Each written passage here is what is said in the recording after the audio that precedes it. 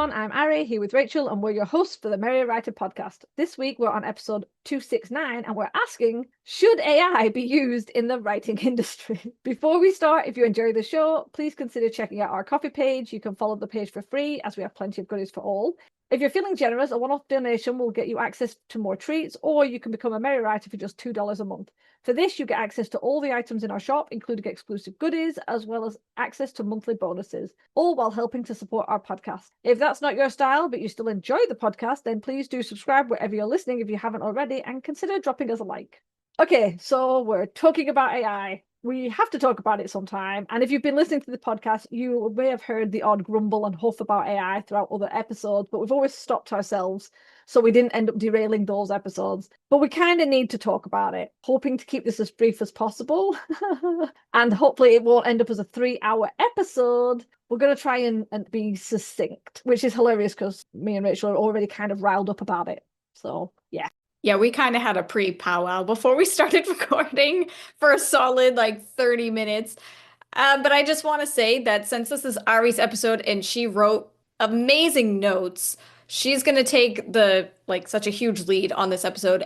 But just know, even if you don't hear me chime in too often, Ari and I have pretty much the same views on AI. So whatever Ari says, just assume Rachel concurs. Take it away. I think we should probably throw in a nice little disclaimer. Obviously, these are our opinions. This is how we have found and we have experienced the AI phenomena and what we believe about it. Okay? I'm sure someone's going to come at us. AI is such a hot button topic, so. It is. I was about to be like, when you said this is our opinions, I'm like, yes, our opinions, and we're correct. To be fair, there's a lot of people that aren't impressed with AI. It's like polls have been done, and yeah, it's not being pushed by the majority, let's put it that way, in our opinion. It is a hot topic. So here we go. So let's start off. We hate AI, specifically generative AI. And if you don't know the difference, we have generative AI and assistive AI. There might be other AIs, but these are the ones we're talking about. To quote Wikipedia, generative AI is a subfield of artificial intelligence that uses generative models to produce text, images, videos, or other forms of data. These models learn the underlying patterns and structures of their training data and use them to produce new data based on the input, which often comes in the form of natural language prompts. Okay, so if you don't know, you type in a prompt and then AI does it for you. And obviously, generative AI has boomed over the last few years. I mean, it's been around for a while in other forms, but obviously, last few years has massively come up. And it's definitely seen as the new big thing that tech companies are massively pushing, and those who invested are pushing harder. Now, not to sound like a conspiracy nut or anything, we always have to remember it's not always about what people want or need, but sometimes it's who put the money in and what is the benefit for them. Just gonna say it. I do sound like a conspiracy nut, but sometimes you have to follow the money. In comparison, there is assistive AI, which assists, obviously. This is where it helps users to complete tasks rather than doing the tasks for them. So with generative AI, you type in a prompt and it does it for you. It creates the artwork, it writes the novel. Assistive AI is a suggestion. It enhances performance. These can be things like AI spell checks, text readers that help visually impaired readers. If you use things like example of healthcare, to quote the National Library of Medicine, AI is increasingly central to improving mobility, healthcare diagnostics, and cognitive support, enabling personalized and adaptive solutions for users. The integration of AI into traditional assistive technologies such as smart wheelchairs, exoskeletons enhances their performance, creating more intuitive and responsive devices. Additionally, AI is improving the inclusion of children with autism spectrum disorder, promoting social interaction and cognitive development through innovative devices. I will put a source to that article down below. Just to be clear, we mainly have an issue with the generative AI.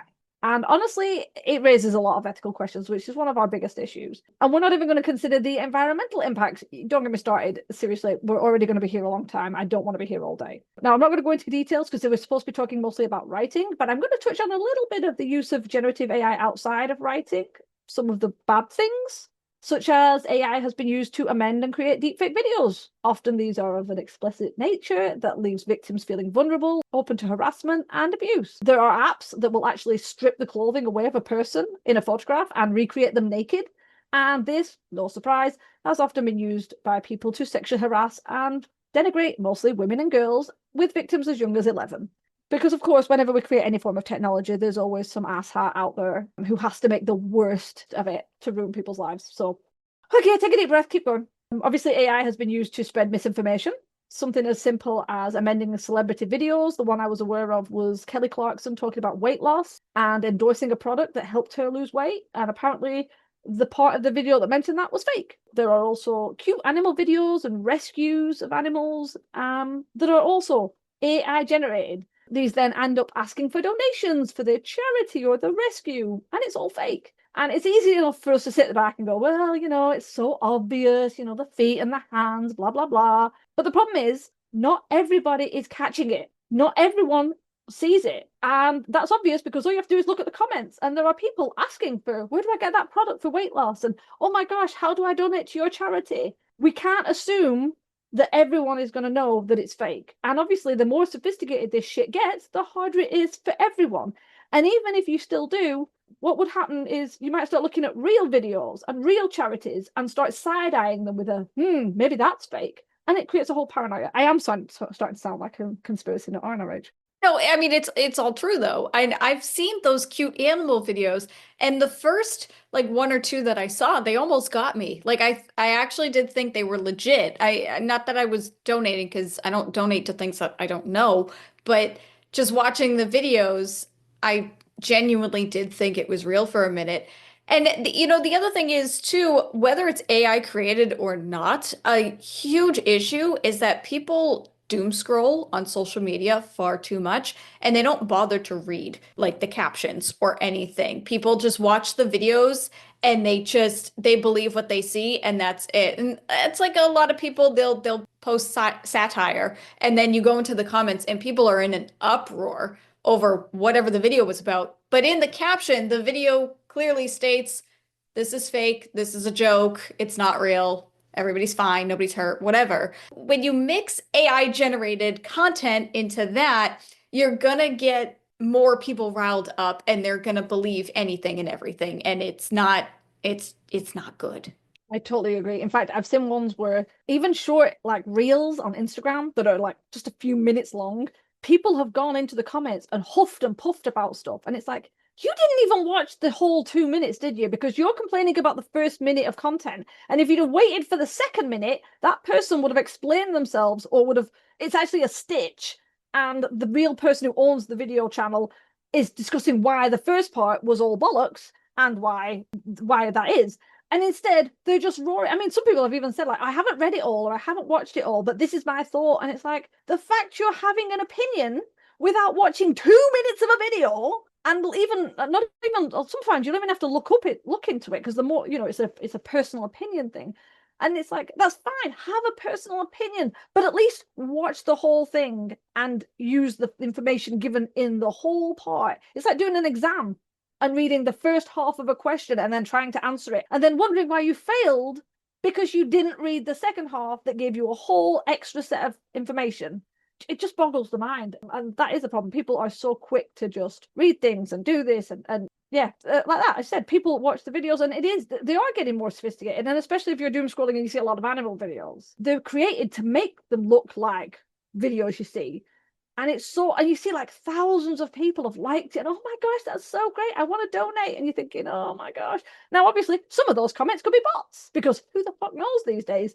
But I guarantee they're not all bots. That's true. That's really true. And I think I want to touch upon the attention span for a quick second, even though this doesn't necessarily have to do with AI. But I think part of the problem is everybody's attention spans are lacking, like sorefully lacking. Nobody can sit for a 1 minute video anymore, and they just continuously scroll. And I think that only encourages people to use the generative AI because if people aren't going to take the time to watch the full video or read the full article, why would the creator take the time to write the whole article or create the whole video?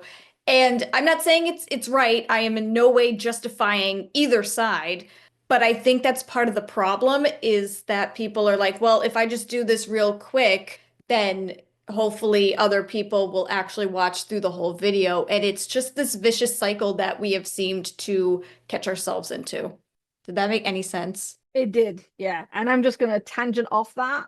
We will get back to AI. I remember watching once, there was a news article and it had one of those like quite gotcha headlines. It was correct in what it said, but it was very obviously dragged you in. You're like, oh my God, this happened.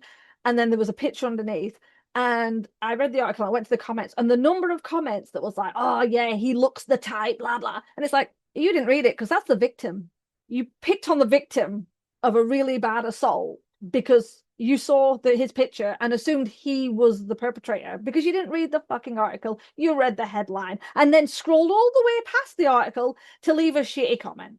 I mean, that's a whole other issue I have with people and the urge and the need to leave constant comments on everything. Didn't do anything. It didn't do anything other than probably anyone who knew that person looked at that and went, oh, wow, they're picking on the poor victim.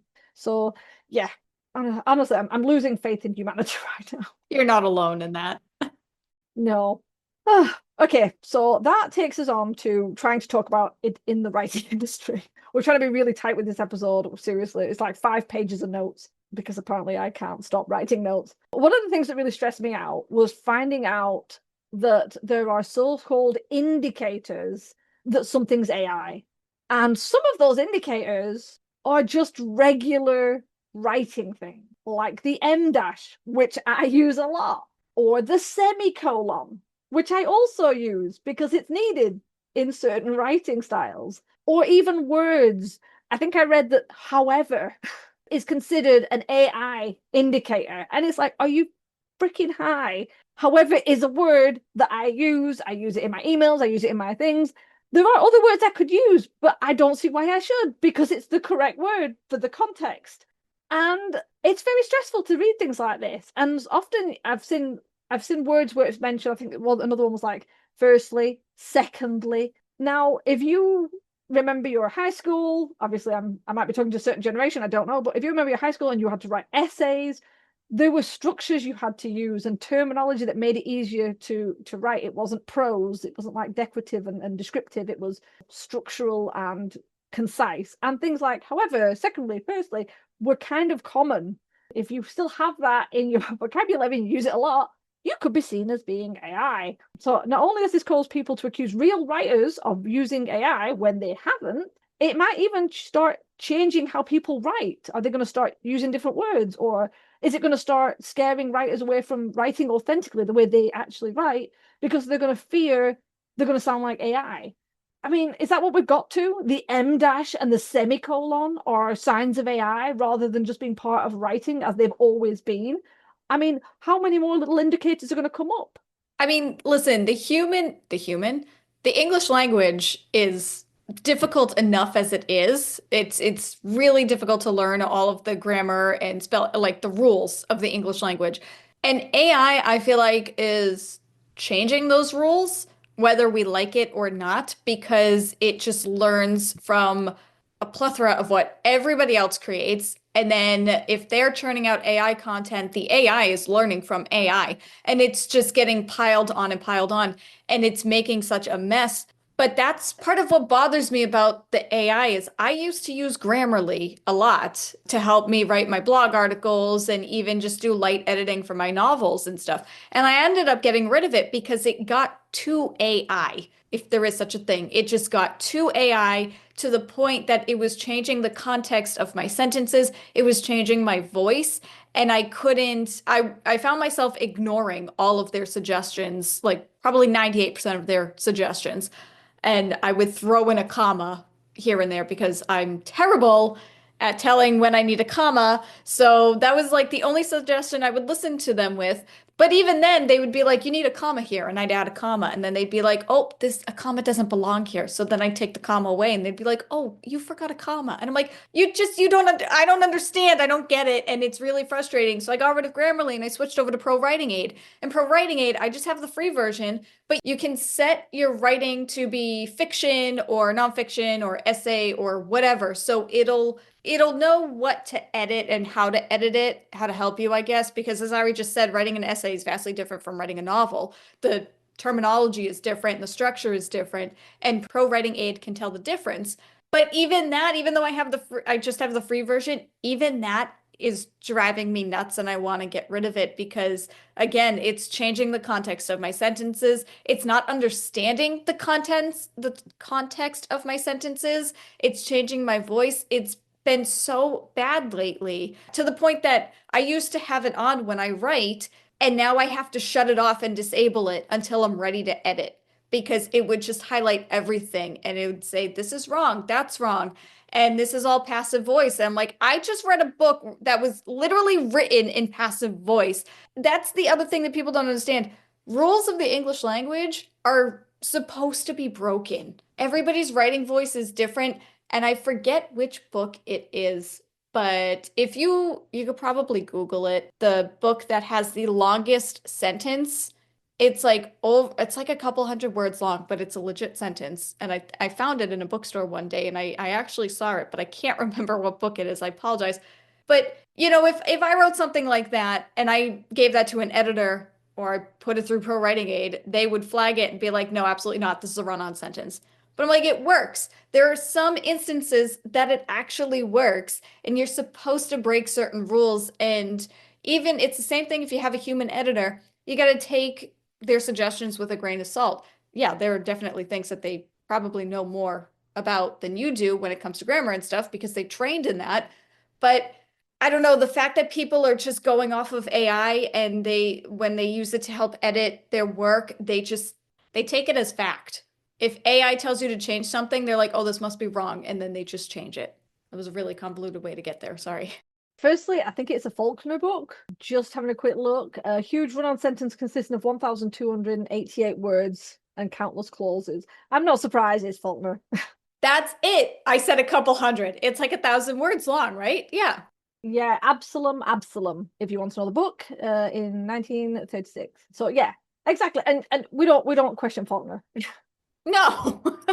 But I mean, that's the thing. It's like growing up, you read those authors in school, and that was classic literature, and that was like what we all aspire to be. We all have to write like that. But now these days, our writing voices are consistently being changed and saying, no, that's not the right way to do it. And it's like, well, no, this is my art. Leave me alone. I'm gonna write it however I want. I use M dashes all the time. I gotta edit Happily Ever After Life, but I'm pretty sure I like just discovered the semicolon in that novel.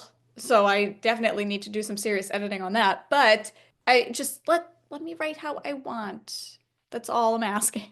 It's so funny that you mentioned Grammarly because I have the exact same issue and I hate it. I keep forgetting to like remove it. I just have to, I said go up and knock it off because not only does it get rid of your voice and mess up the words, like the number of times it's told me I need a comma in the middle of a word. And it's like, I don't think that's how it works. Or I've said, yes, I want the comma, and it shoved it in the middle of the word. So I've had to go back and change it. But it's changing the voice to everybody else. If it's literally stripping you of your voice, it's making you all sound the same. And you can tell if you read blog articles. Sometimes I will read 3 or 4 blog articles and I'm like, they all sound like they're written by the same person. And it's like, I guarantee they're using Grammarly or some other AI spell check. And instead of, as you said, picking and choosing, thinking, yeah, I'll have that comma. Nope, I'm not changing that. I do not have to say, it is going to rain. If I want to say it's going to rain, because that's my voice and I'm writing my blogs more personally and I'm putting my tone in there, that's how I want it.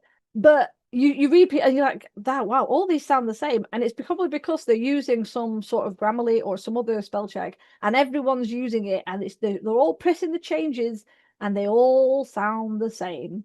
And honestly, it reads boring. It reads like a textbook. And I don't want to read a textbook when I'm reading something interesting, or I should be reading something interesting. But yeah, I like Grammarly from years ago, and I have to say it trained me well to know where a lot of my commas are because I was crap at knowing where my commas are, especially on my blogs. And it yelled at me enough that I've remembered some of them. So I do thank it for that. But yeah, it's going. I turn it off on everything. It always seems to be on no matter what I do, and then I have to go in and turn it off. But yeah, I would rather just figure it out myself. No, I agree with that. I think back in the day, it was an excellent learning tool. You could learn the grammar as you wrote, and it really helped, and it did. It sticks in your head over time. And I mean, With that said, you should get to a point where you feel comfortable enough to just not have it anymore and you could just do your thing. But I mean, I like to have it. It's kind of like it's like an emotional support editor, whatever. But yeah, it just changed. And even like with Pro Writing Aid, they keep pushing the AI and they have like these AI sparks now. So they'll just completely rewrite your sentences if you ask it to. I'm like, no, I don't want that. I don't want that. Yeah, exactly, exactly. It's like we are tangenting off again. Like I love Canva. We've used Canva for all sorts of things, but I've found that since they started putting the AI in there, it's slow as hell, and it just I don't know. It doesn't. It's not as I never use the AI, but they've started moving everything around, and I'm just less inclined to use it as I used to be. I used to use it for all my graphics and everything, and all my social media things to get the right size in, my photos and everything, some filters. But honestly, it's like, oh, we'll make everything for you. And it's like I'm just getting tired of seeing AI on everything. So I'm starting to drift away. I mean, even WhatsApp's got AI on. And every time I open it and I see that little AI, I'm like, oh, you know what? I don't think I want to talk to anybody. I mean, that's a general feeling, but add in that just seeing an AI makes me annoyed now. No, that's the thing. It's actually on everything. You cannot run away from it. And that's what drives me nuts the most, I think. Because it's not one of those things, well, if you can't beat them, join them. It's just, it's frustrating. I just want to make a quick point to people. If you have Microsoft Word and you don't like AI and you haven't shut it off yet, you should. There is an AI thing in Word that is automatic. You need to go in and disable that. So you don't want AI having access to your stuff. I just want to say, if I can remember how to do it, I'll put a note in the description. But yeah, it's a case of going around and finding all these things. And I just like the fact that almost everyone I've spoken to doesn't like AI. Accounts I follow, no AI, don't want AI, posts about how they don't like AI. And I appreciate the algorithms probably giving me that stuff. But I don't know. I'm seeing a lot more people annoyed at AI than going, oh my God, it's the best. You know who seems to like it? All those adverts telling me, from these dudes who are usually on some balcony or next to some punch car telling me how incredible their business is while they run their own ads. Because, you often see Bill Gates running an ad for Microsoft. And going about how great AI is and how it built their business up. And it's like, really? What's the name of your business? I want to see how well it's doing. Anyway, I digress. Let's go back to what was the topic? Complaining about AI. That was the topic, specifically for writers. Okay, so next point, replacing human creativity. Honestly, I can't imagine anything so depressingly dystopian than having AI technology doing creative work. Creativity is for humans. It's a release, it's an expression, escape. Sometimes it's even a need. The fact that there are people who are willing to turn that into something that computers can do just completely boggles my mind. I am not 100% against AI. I am 99% against AI. But if you want AI crunching huge data piles to find patterns, I think one of the early computers was it the Watson was used AI to crunch data sets. It then started writing stories and poems, so we'll just ignore that part. But that's great. You want it to go through patterns and huge amounts of data that would be harder for a human to do? Perfect. You want it to monitor thousands of medical scans and detect cancer, which has been done? Brilliant. We need that. If it can help in those cases, perfect. That is what it should be for. To me, it's the same as having robots. I don't want a robot playing an instrument. I want a robot in the landfill digging out the recyclables or things like that. I want the robot going and doing the dangerous jobs, not doing, oh, the robot's going to write a novel. The robot's going to star in movies. To me, it's that level of, yeah, we'll have the humans going and doing the hard jobs and the dirty jobs and the gross jobs. And the robot is going to be acting and writing and playing music. I swear, I don't get it. I didn't know if you were going to keep going or not. Although I totally forget what I was going to say. Oh, damn it. It's gone. Sorry. That's okay. I can carry. I'm just getting overly emotional because I hate this thing so much. But yeah, I don't understand why we'd have AI doing actual soul-nourishing creativity. Surely the ideal would be crap work done by machines and fun, creative things done by humans. Why would we be replacing human creativity? To me, it's very much there's that concept of like the result. You put a prompt in and a novel gets written. quick, and there's the result. A real writer wants to write. They want to put the story out there. They want to build the world with their words. If you're just looking for the end result, hell, you might as well plagiarize somebody. I just don't get it. And obviously, again, I'm going to put my tinfoil hat back on. I think there is another reason why big tech companies and corporations that are funding this are happy about that. Because anything where they can stop paying real people for their skills is good for them. There is already talk of using AI to create background people in movies. I'm sure by now we're already trying to recreate real actors. Disney started talking about embracing more AI, and while I don't think it's been confirmed that they're going to start laying off animators and stop using real actors, you can kind of see where it could go, because anything where they can save money, it's just the new version of, hey, would you do this thing for free? It's great exposure for you. And I actually read a really good quote, and it said, the underlying purpose of AI is to allow wealth to access skill while removing from the skilled the ability to access wealth. And it was on Instagram. It was under a name, Jafalski. Now, I don't know if he wrote it or he's just quoting it. I don't know. But I thought that was a really good point. That quote goes so deep. I love it because I mean, truer words have never been spoken, whoever this guy is. But it's true. I mean, you mentioned about AI getting rid of like stop paying real people for their skills. Duolingo just made the announcement a couple of days ago. Well, at the time that we're recording this, I had to say goodbye to Duolingo because they decided they're going to fire all of their contract workers and they're releasing 100% AI created courses and lessons. And I'm like, I used to like Duolingo. I haven't used it in a really long time, but you know, I used to really like Duolingo. And now I'm like, if you're going to do that, then what's the point? And I was on Reddit because I was trying to dig a little deeper into this. And I was on Reddit and people were like, if AI is going to teach me a language, then why don't I just have AI translate for me when I'm trying to communicate with someone? And I was like, you know what? That's a really good point. But here's the thing, when we're taking away from skilled people, if that's the outlook you're going to have, if you're going to have AI teach you something rather than a human brain teach you something, or if you're going to have AI translate a language for you rather than learning that language yourself and trying to communicate with people, we've already lost all of our communication skills in this age of social media and the internet. Nobody knows how to communicate with each other anymore. No one knows how to engage with one another anymore. And if it gets to the point, and I realize I'm putting myself on a high horse right now, and you can say that I'm overthinking things, but really in like 10 to 20 years from now, come back and see where we are. If no one's going to take the time to learn a new language and they're just going to have AI translate things for them, then there will get to a point where we actually will be unable to communicate with one another because AI is not reliable. That's a whole nother thing. You could be having it translate something and, you know, say something offensive totally by accident, and you would never know. And they wouldn't be able to say anything to you because you wouldn't be able to understand it because you'd both be using AI to translate each other.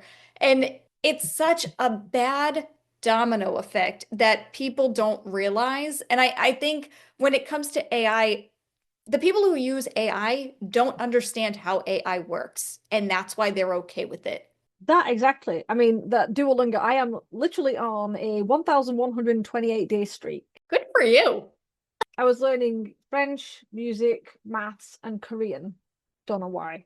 I almost gave up Korean almost instantly because it was like, it's a memory game. It's a memory game of just this symbol means this sound, and it's not even close. And I would love to learn it, but I'm not sure how well my brain takes that. I was failing constantly.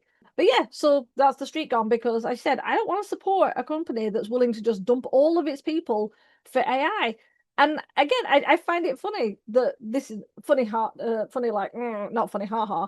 There's this idea that like, oh yeah, we'll just keep getting rid of people and AI will do it all. And it's like, okay, hopefully those people will get new work. But if they don't, they're going to struggle to pay for things, and they're not going to be able to pay for Duolingo and the fuller price and everything. And it's just this, it said this knock-on effect, and it's just like, I mean, I appreciate this is the same argument they said when we brought machines in to build cars and they got rid of line workers. And you could say that with a lot of technology.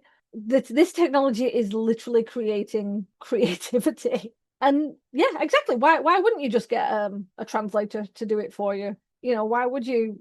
I don't know. Every time I think I'm annoyed, I get more annoyed by some new thing. I mean, like that just shows us that we're just going with this like job loss, what job loss does. And Rachel, I think this is where you step in because you've actually been affected by this. I've been unemployed for 2.5 years now. Yay! Because the job market is horrendous and it all started because of AI. Well, I think the job market was already bad to begin with. That's a whole other issue. But yeah, I want to say that ChatGPT released at the end of November 2022, and I lost my job to it in January 2023. 1 month, or 1 to 2 months, if you will, depending on the dates. That's how long it took for ChatGPT to replace me. And now that it's been about 2.5 years, I still have people telling me that AI will not replace me. And I'm like, bro, it already did. It did a long time ago and it did not take long at all.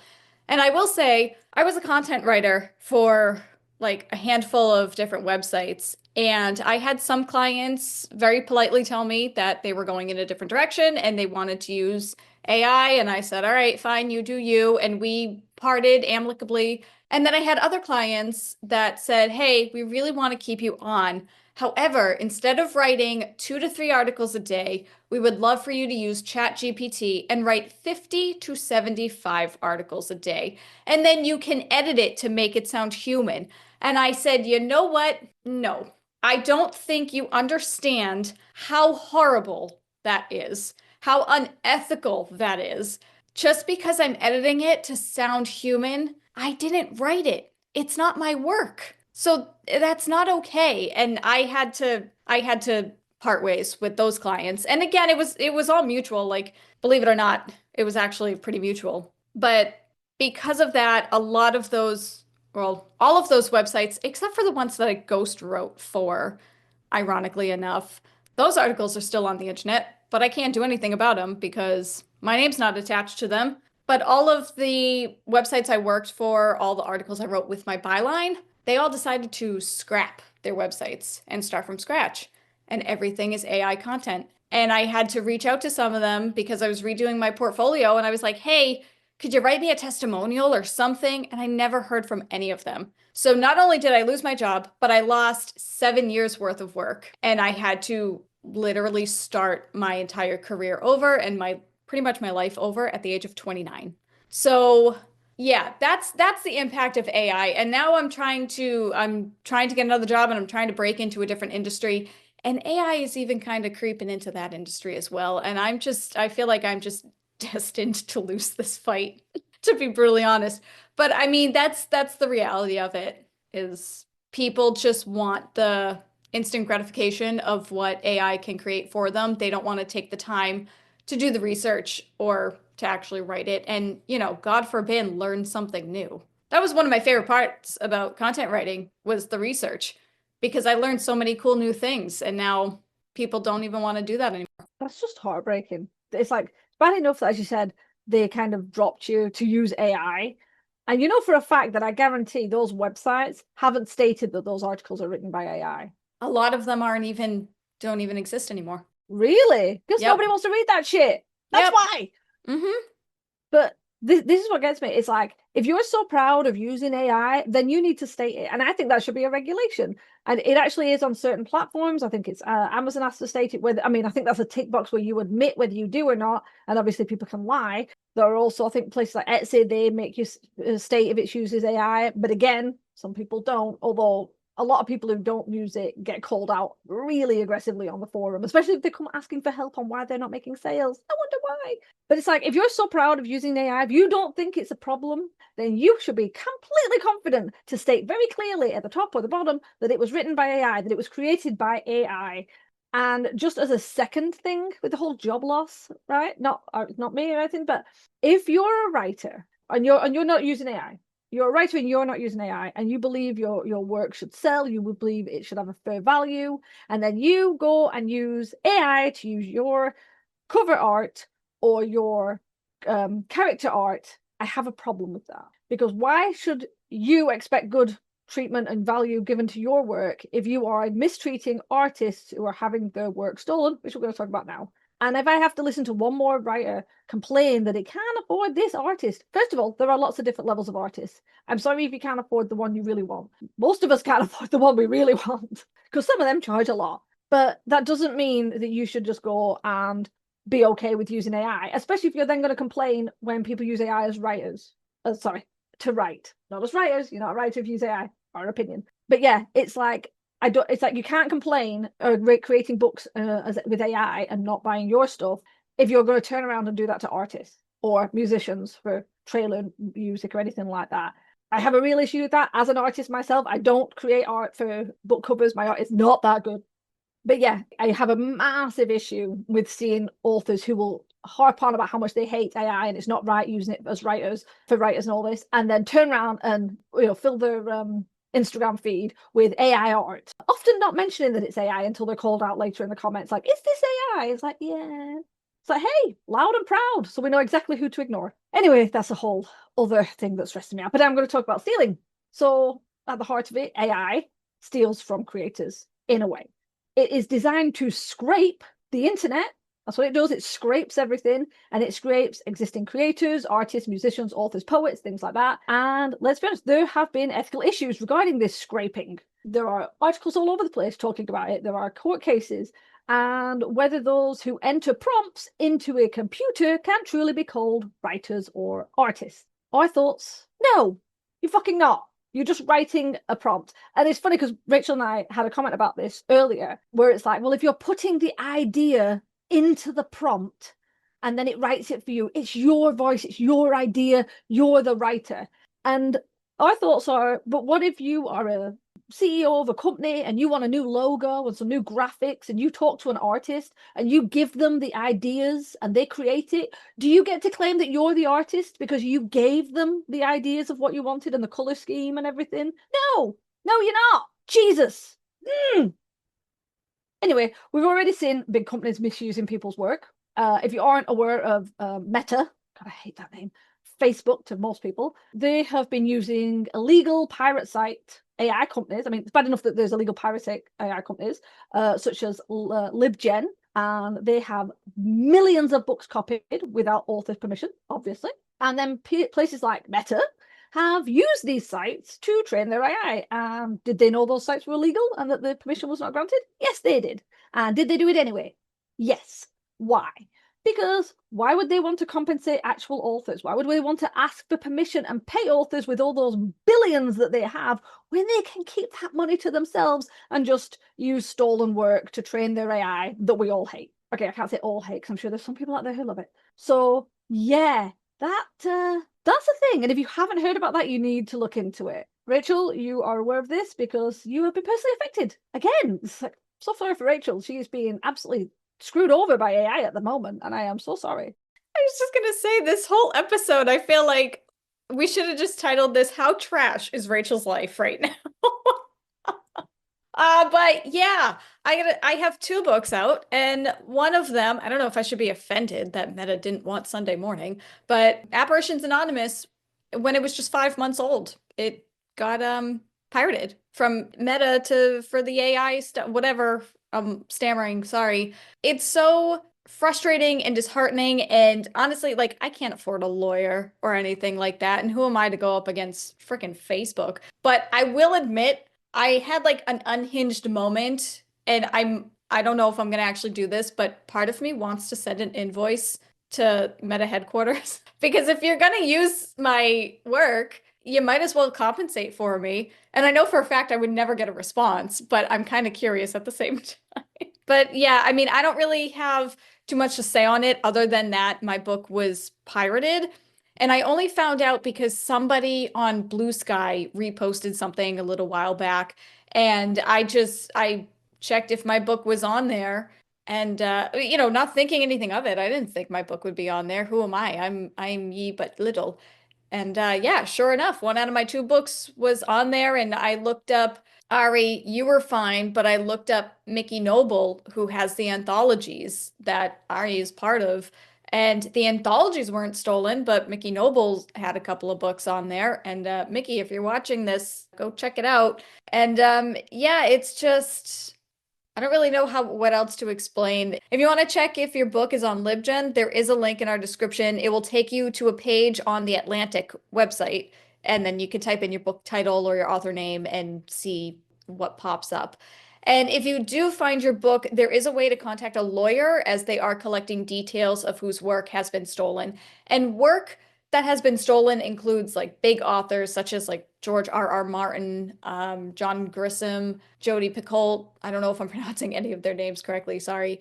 And there's like a team of 13 big authors, and they're all working together on this lawsuit with the Authors Guild. And we will also link to that, the Author Guild's article. We'll link that to that in the description as well. It's absolutely shocking. And I think that's the thing. It doesn't matter how big or small you are as an author. If you have a book out, use that link and check. Because as Rachel said, she was like, no, it'll be fine. And it wasn't. It's like they're taking everything. So do yourself a favor and just double check. And then, yeah, contact the Authors Guild, contact the lawyer, get the details. I don't think you have to pay for the lawyer. I think they're just, I said, collecting information for the class action lawsuit. Because the only way that this shit will get sorted is when you hit them in the wallet. Like anything. Nobody ever changes anything until you hit them in the bloody wallet. Because these big companies have no ethics, as we know. I mean, Meta's already been found to be creating hundreds of AI fake accounts to communicate with people. Like, that is some weird sci-fi shit. Why are we talking to AI accounts? I mean, I'm barely on Facebook. I've got it because I use it as a scheduler, but I'm almost never going to look. I go in, I've got thousands of notifications, and I just come straight back out again because I hate Facebook. I'm just lazy when it comes to scheduling on Instagram, which I appreciate. It's also bad because it's also owned by Meta. So you're kind of screwed no matter where you go. Well, I was just going to say that's why I haven't been, that's part of the reason I have not been on Instagram lately. If you follow me on Instagram, you notice I haven't updated in a long, long time because I'm like, I don't know what I don't want to support Meta like at all. I don't want to do anything, but it's hard because they're one of those companies that owns a lot of stuff. So it's kind of hard to avoid, but it's like if I'm posting my photos on Instagram, whether it's graphics that I made or if it's, pictures of my pets, where is that going? Is that being scraped too? Scraped? What's the word? Is that being taken? Great. Scraped. You know what I mean. We'll carry on with another company. Shocker. Apparently, in court, Google admitted that it trains its AI models on websites, even the ones that have requested it not to. So they literally are ignoring us. And I quote, Bloomberg reports, Google said that while it does give publishers the option to opt out of large language model training done by its AI lab DeepMind, it doesn't extend to AI efforts by other parts of the company, including the unit in charge of the dominant search engine, which has its own AI products like the much maligned AI overviews. So even if you have the disclaimer, even if you say, don't use my stuff for training, stop scraping my shit, go away, they're just literally going, I'm going to ignore that. Yeah. So I still suggest if you have a website, if you have a blog, you should put an AI disclaimer at the bottom, just stating that you are not allowing your information, your content to be used in AI training. Having that will at least be something, especially if anything comes out of this, if anything gets flagged and they get taken to court. If you have that, whether it gives you much protection, but you just don't know. I think at least stating, no, I don't want you using my content for training AI, it's something. I will put an example of a good one down in the description below. I'm going to have to remember all this when I'm editing because I keep saying I'm going to do this and I have not made any notes. So that's great. Well, you'll hear yourself talk about it when you edit. Yeah, but I might not write it down while I'm editing. I have a habit of not doing that and then going, oh shit, I have to go back. That's fair. Well, that's what happened to me with 27 whatever episode it was.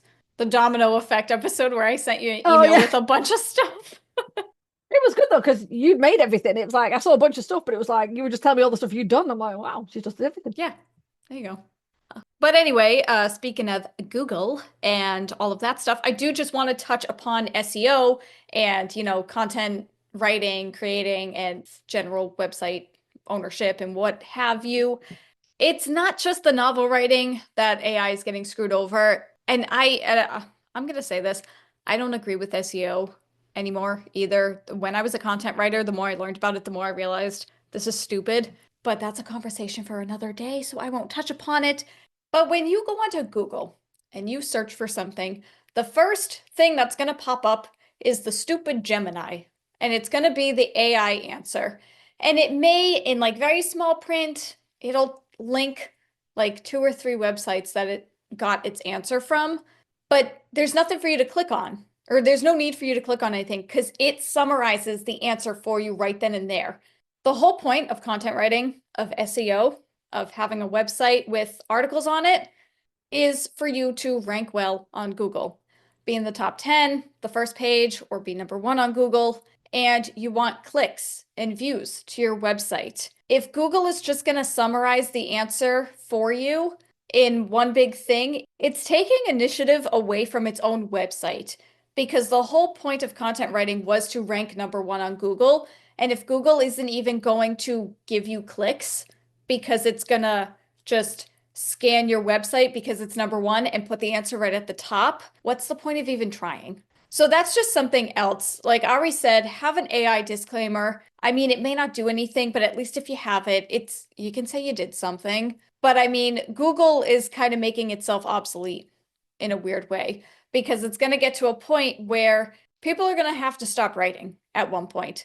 Because if it's scraping all the human writing stuff, then people are going to stop writing, because what's the point?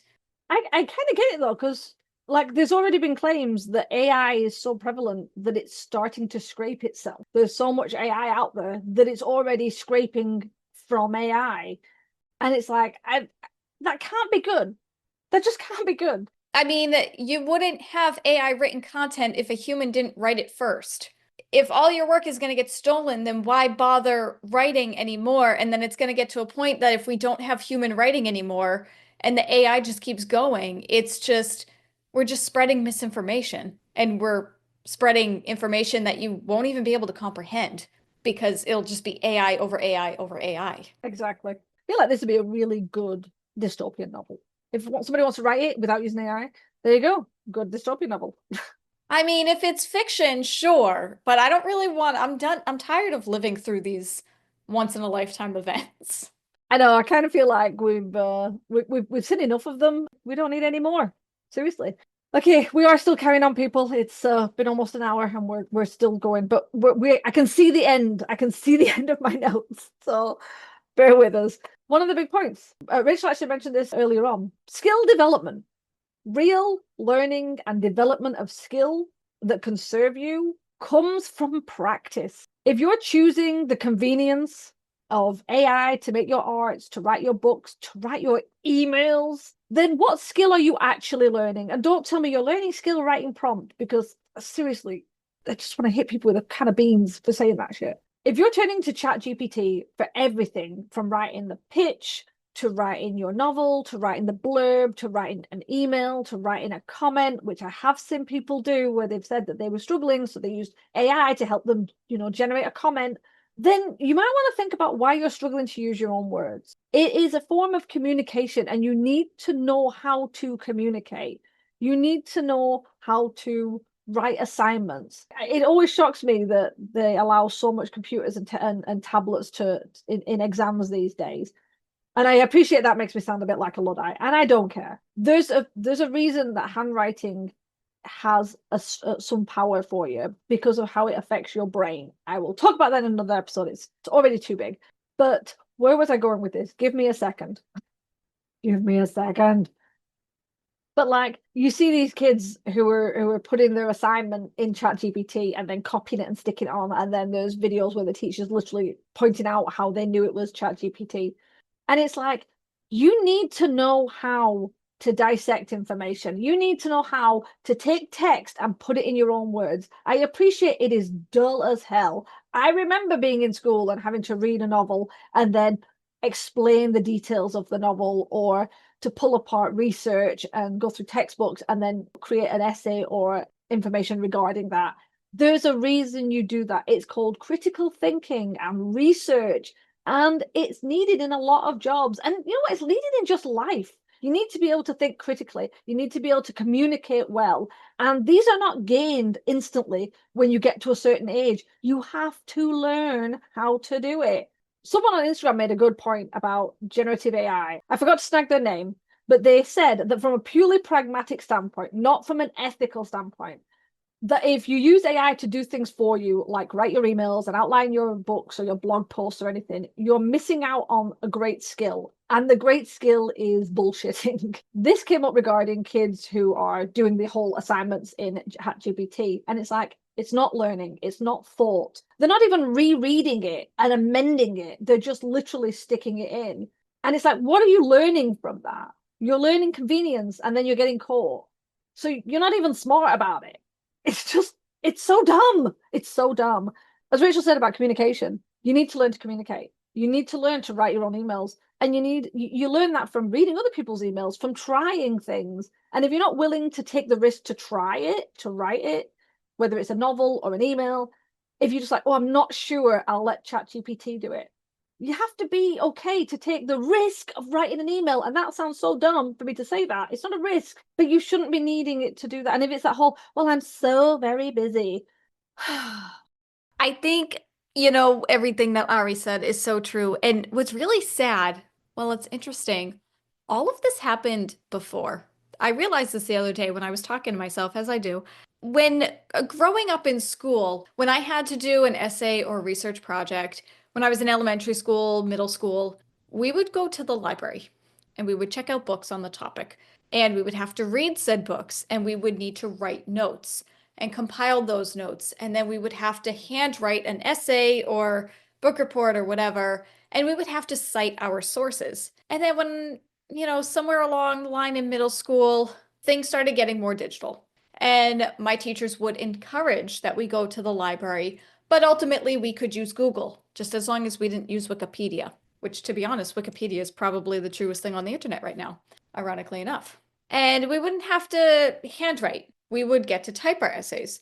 And then when I got to high school, everything was digital. There was no go to the library and check out a couple of books. Everything's on the internet, as long as you cite your sources, but everything's on the internet and you handwrite it in, and you didn't even have to print it out and hand it to your teacher. You could just email it to them.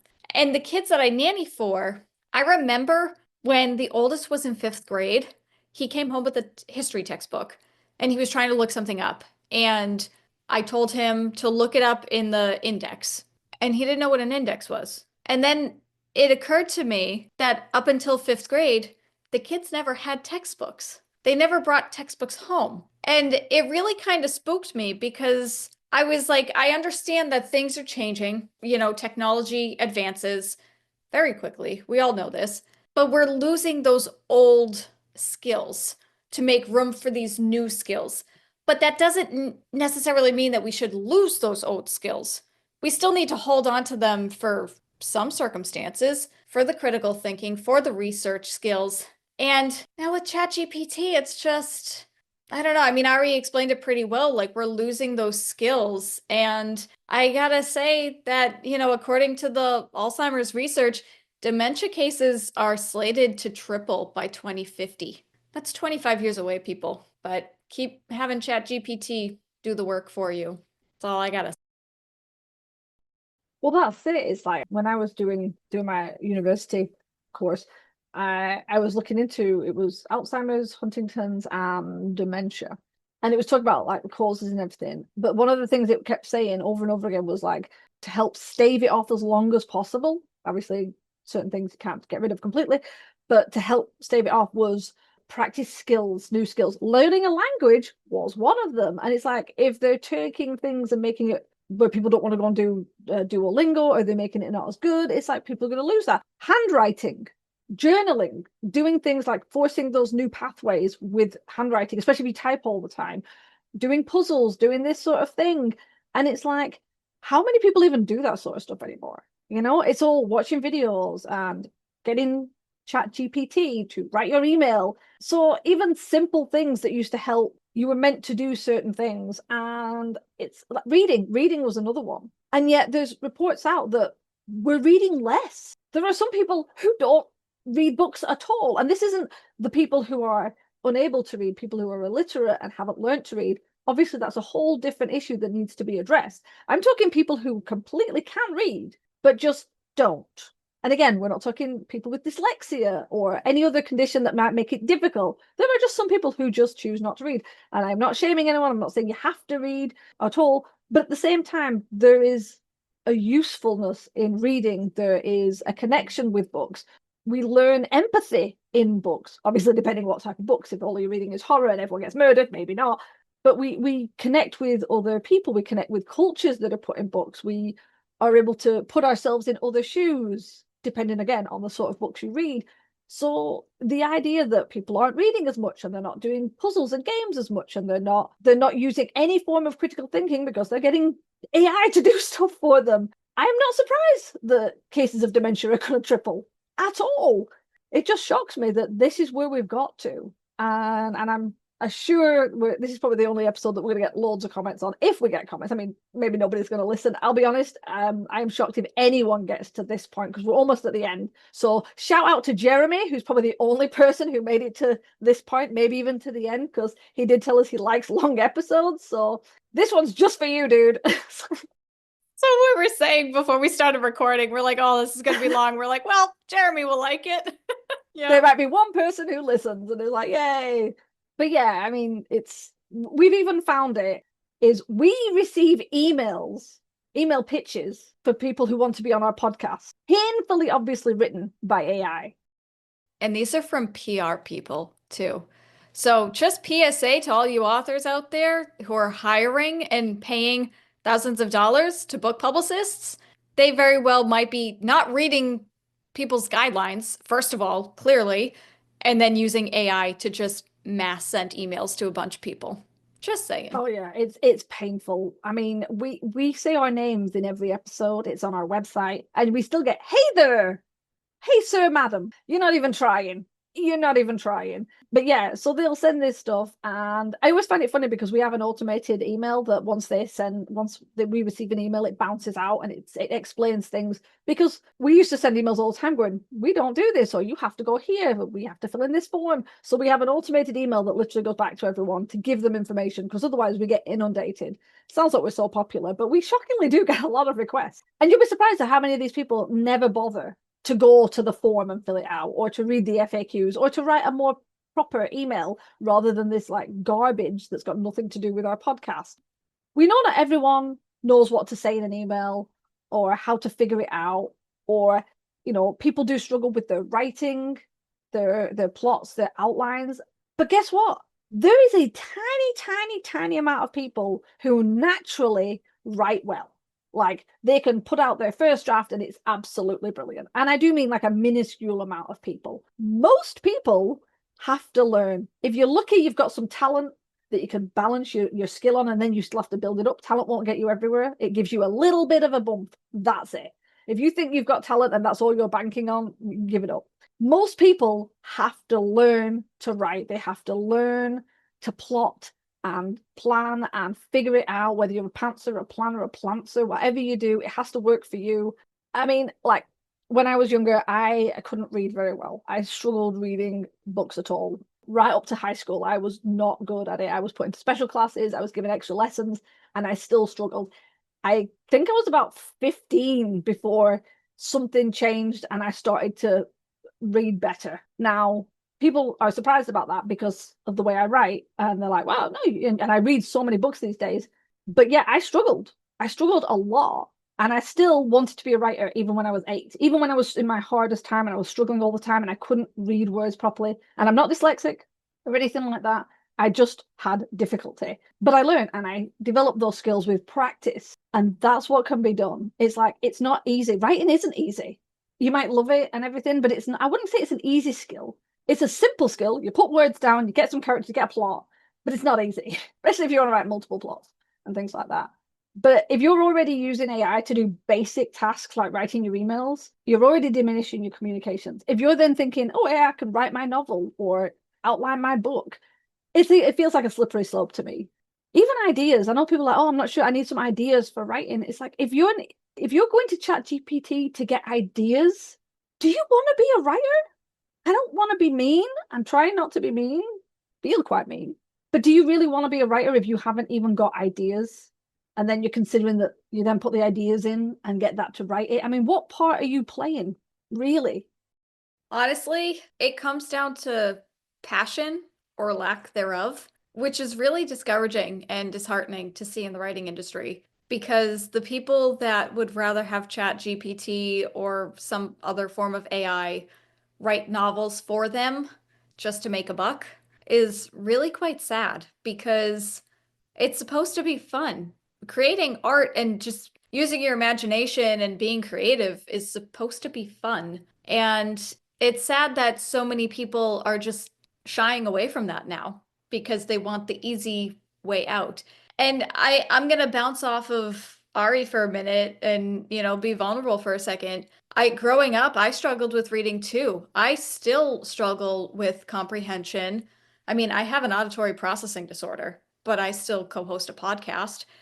I don't picture things in my mind, but I still read. It's one of the reasons I prefer watching the movie before reading the book, but I still write, I still make do, and it's because it's something that I love to do and I have a lot of ideas and I want to share that with people.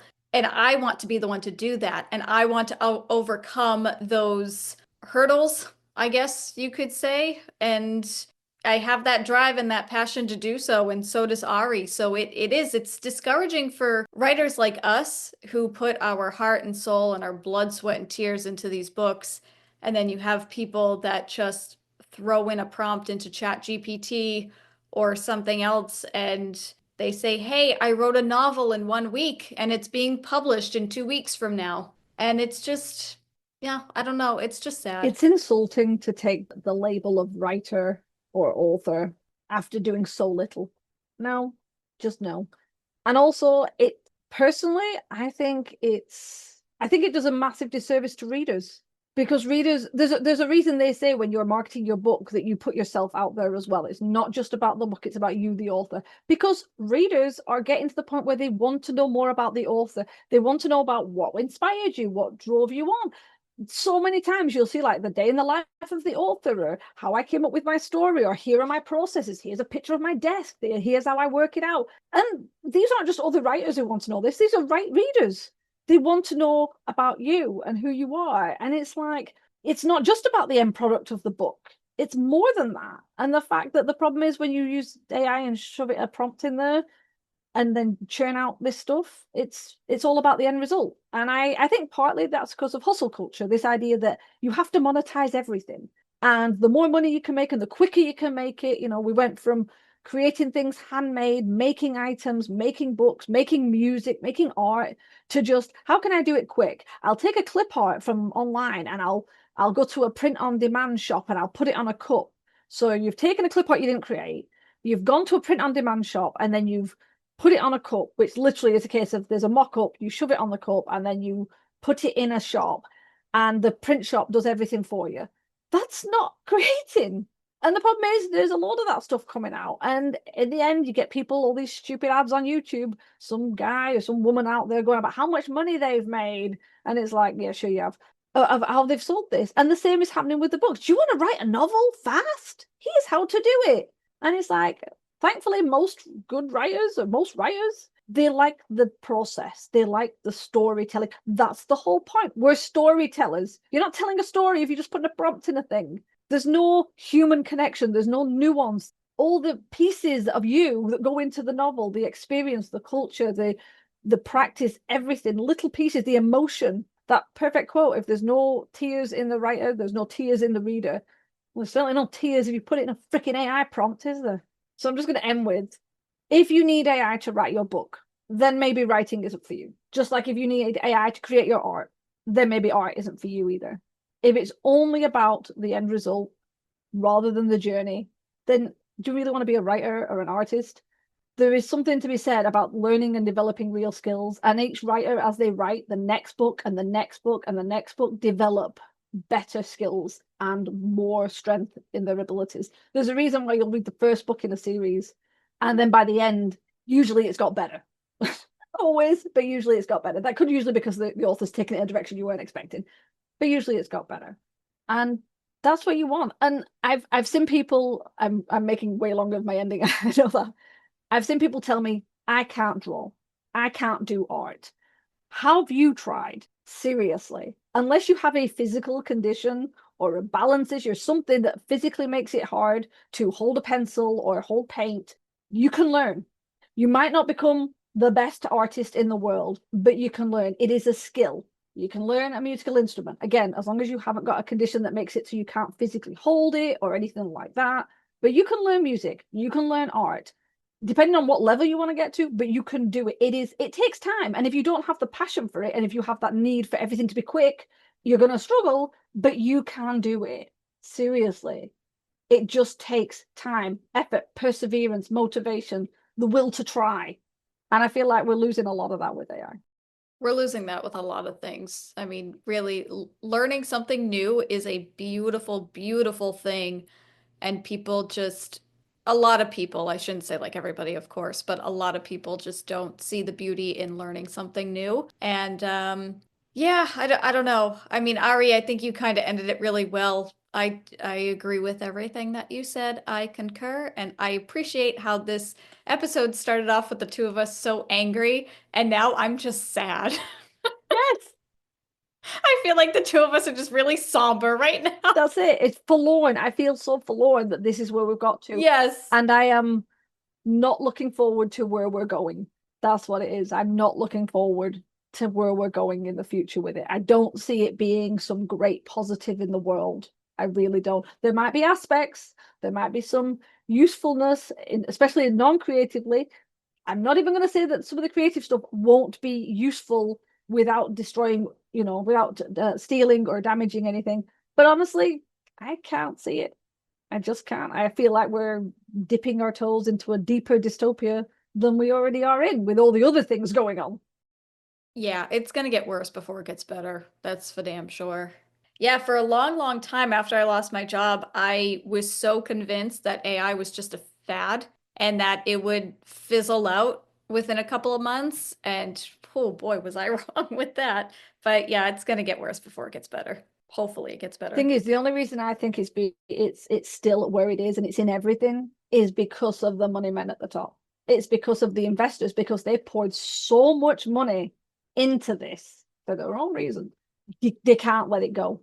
Even if everyone turned around and went, we don't want it, they're still going to push it. They're going to force it into all the programs, all the software. And when you buy programs and software, you're going to be paying for that shit, whether you use it or not, because they want it in there. The fact that there are so many people who are like, we don't want it, they're not caring because it's being driven by the people at the top, the people who invested heavily, and they are not about to let it go.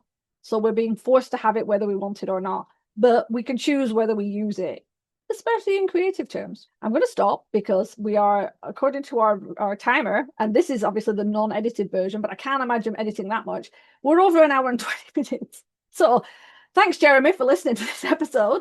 If there's anyone else who actually got to the end, we love you. Unless you're going to leave a horrible comment in the comments. And we don't mind, do it. If you need to, do it. Please don't make it written by AI, though. That's our one stipulation. You want to comment us? We'll manage. But please don't use AI to write. Before we leave, finally, if you want to actually learn more about us, the podcast, or opportunities to be guests on our show, don't forget to check out our website, themirrorwriterpodcast.podbean.com. Now we'll turn it over to you guys, reluctantly. Do you agree or disagree with AI being used in the writing industry or in creative industries in general? Let us know your answers in the comments and we will chat. Remember, we do release new episodes every Wednesday. Next week, we're discussing plugins for your author website. You see, we've gone back to safe topics where we're not going to get ranty and it's not going to be over 1 hour. To ensure you don't miss it, hit the subscribe button on your way out. As always, thanks for listening to the Mirror Writer Podcast, and we'll see you next week, hopefully. This podcast is brought to you by Shiny Objects. We're easily distracted. The music titled Inspired is by Kevin MacLeod, licensed under Creative Commons 4.0.